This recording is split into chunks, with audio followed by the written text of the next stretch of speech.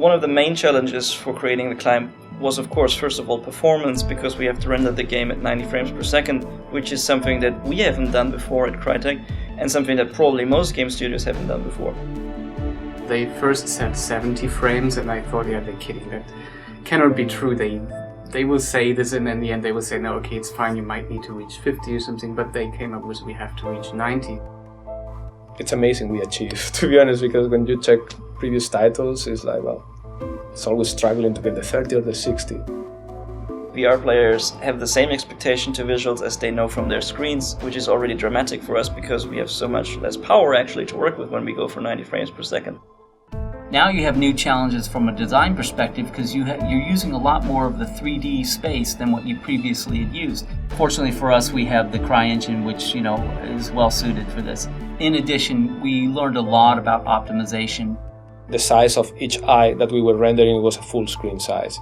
Shadows, for example, initially we were rendering shadows for each eye. We need only to render from one eye, so that was a waste. The 90 frames killer is mostly the draw calls and not the triangles. That means we have to reduce the amount of individual objects. So normally in a 5 square meter area where you would have 100 of objects, we need to bring these objects together and make them 1, 2, 3 objects. As people can really lean forward to see all the details, you need to make sure that all the close-ups are in high detail. So you can't fake. You can't just place objects to make it feel lively.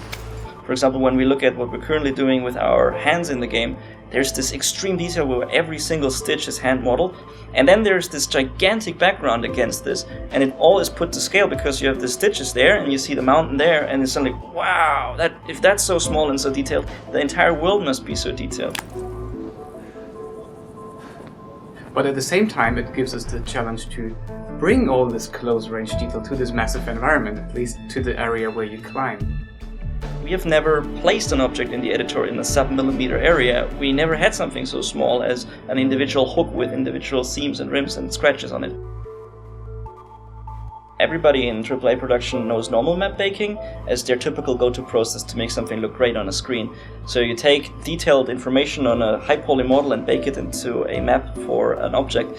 But unfortunately, in actual stereoscopic vision, that falls apart completely. You actually, in VR, see that something like that is really flat. It will actually look like something is made out of paper, like folded paper with painted on shadows and lights. So we need to use more geometry, and it's basically just reminding everybody when they show me a screenshot on their screens, like, okay, let's look at that in VR first, because it could look a lot less impressive than you think. We actually tried something in this production that we haven't tried before. So there's this new trendy photogrammetry thing where you take photos of an asset, load it on a server, and this is giving you back the geometry of the asset. These things just present a new opportunity.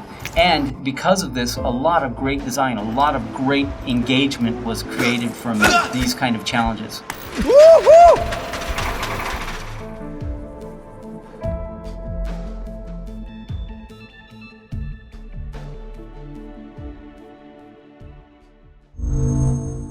Achieved with CryEngine.